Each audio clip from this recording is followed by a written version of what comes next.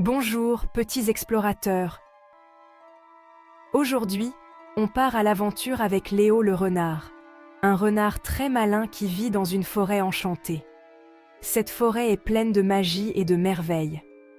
Des animaux qui parlent s'y promènent librement. Des rivières scintillantes coulent entre les arbres. Des fleurs colorées fleurissent partout. Léo adore explorer la forêt. Il en connaît tous les recoins.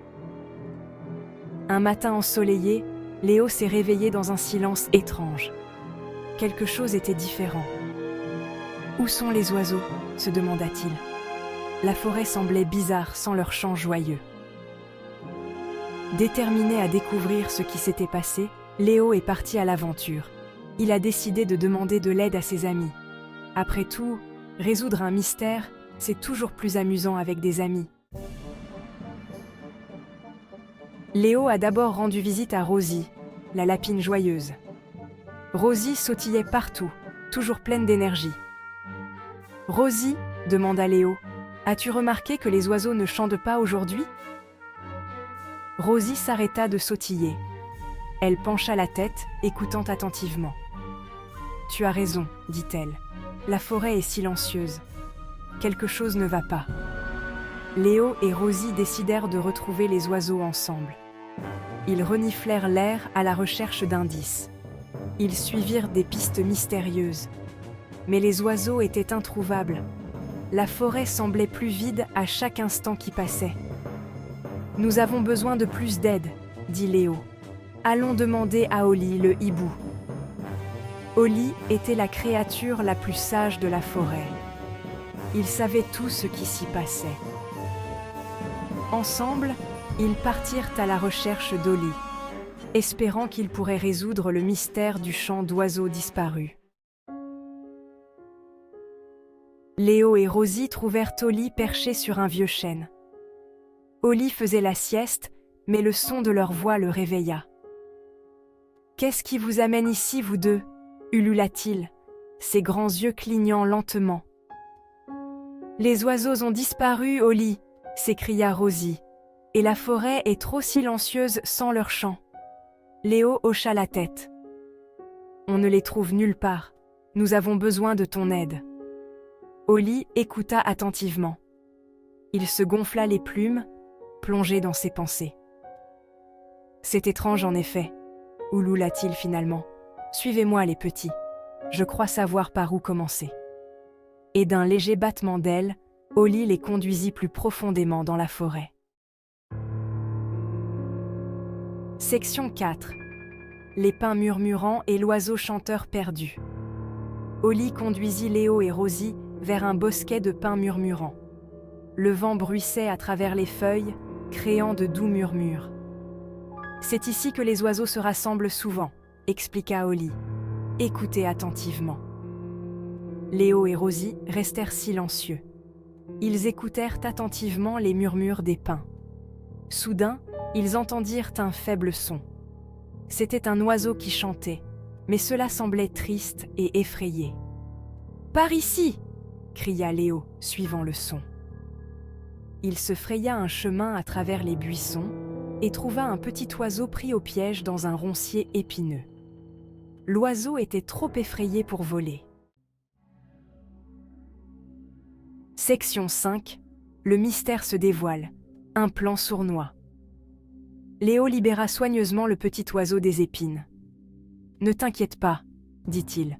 « On va te mettre en sécurité. » L'oiseau pépia avec gratitude et s'envola sur la tête de Rosie. « Peux-tu nous dire ce qui s'est passé ?»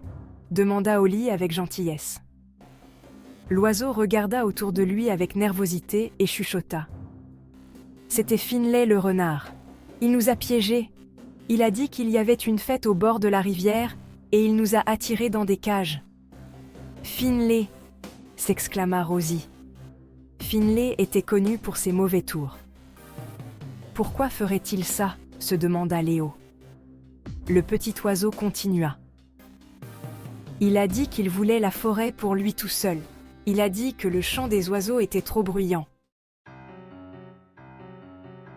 Section 6. Léo à la rescousse. Déjouer les plans du trompeur. Léo savait qu'il devait arrêter Finlay. Il ne pouvait pas le laisser garder tous les oiseaux prisonniers. « Ne vous inquiétez pas, » dit Léo, « on a un plan. » Léo chuchota son plan à Holly et Rosie. Ils sourirent, prêts à aider. Léo et ses amis ramassèrent des baies et des noix. Ils les placèrent sur un chemin menant à la rivière, espérant attirer Finlay loin des oiseaux piégés. Il ne fallut pas longtemps à Finlay pour apparaître. Il était en train de dévorer une tarte aux baies volées. « Regardez ce renard gourmand !» chuchota Rosie. Finlay, distrait par la piste de friandises, ne remarqua pas Léo et ses amis. Il suivit le chemin, de plus en plus loin des oiseaux piégés. Section 7. Célébrer l'amitié et l'harmonie.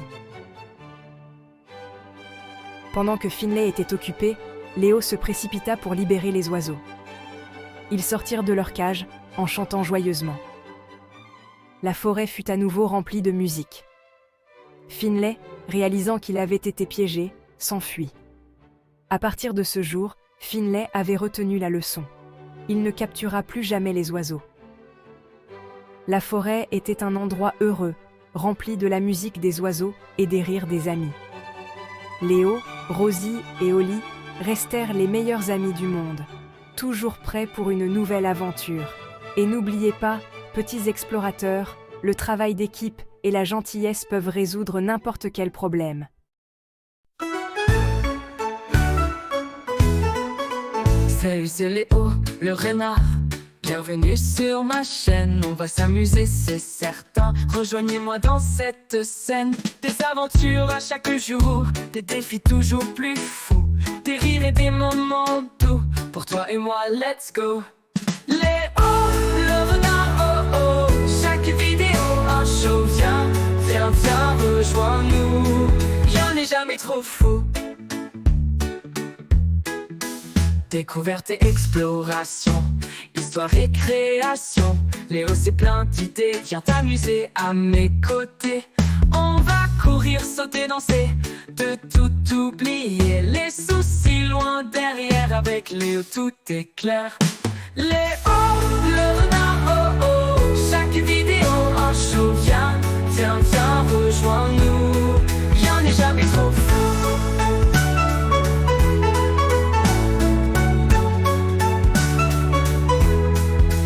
On va courir, sauter, danser, de tout oublier. Les soucis loin derrière, avec Léo tout est clair. Léo, le renard, oh oh. Chaque vidéo un show, viens, viens, viens, rejoins-nous. Rien n'est jamais trop fou.